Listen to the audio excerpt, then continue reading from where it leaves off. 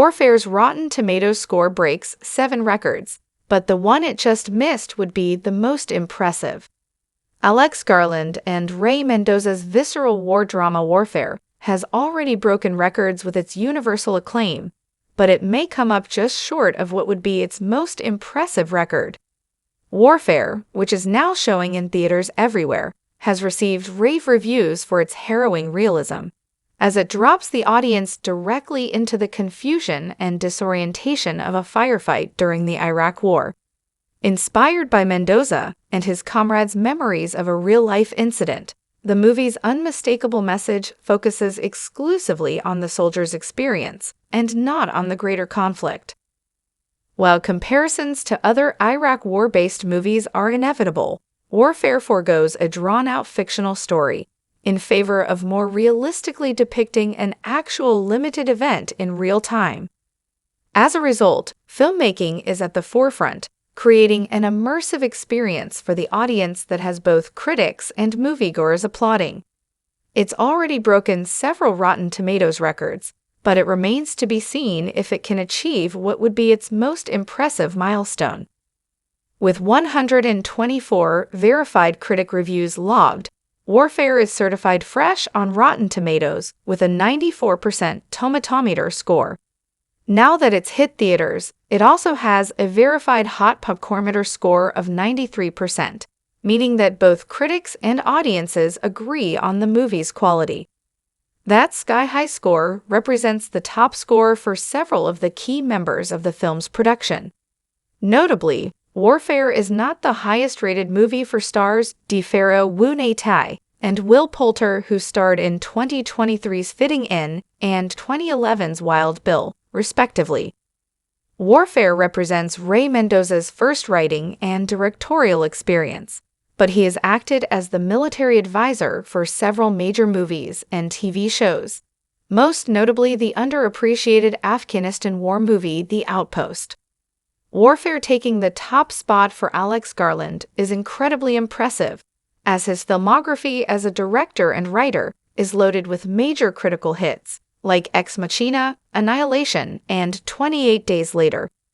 There is plenty of time for Warfare's score to still move up or down, but with so many reviews already submitted, the 94% tomatometer score seems close to where it will settle.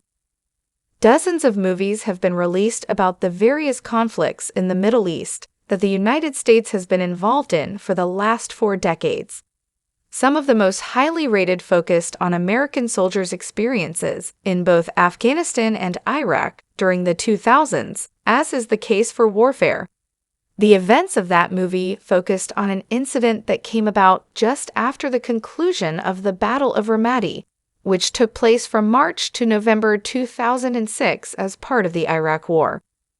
While Garland and Mendoza are listed as co-directors on Warfare, Garland announced that his role was mostly supporting Mendoza, who makes his directorial debut with Warfare.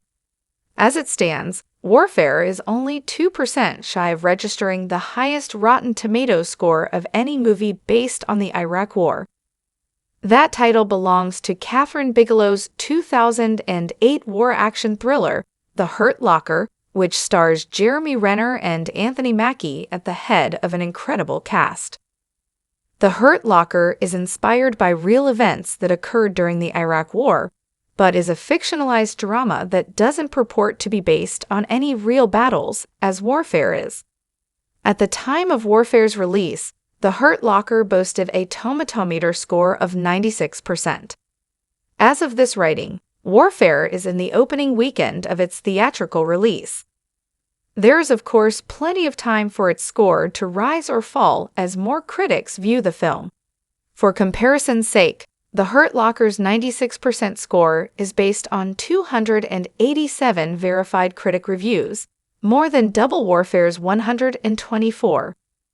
The Hurt Locker won 6 Academy Awards on 9 nominations, including the Academy Award for Best Picture, so Warfare matching its tomatometer score would be a truly incredible feat, although it is certainly possible.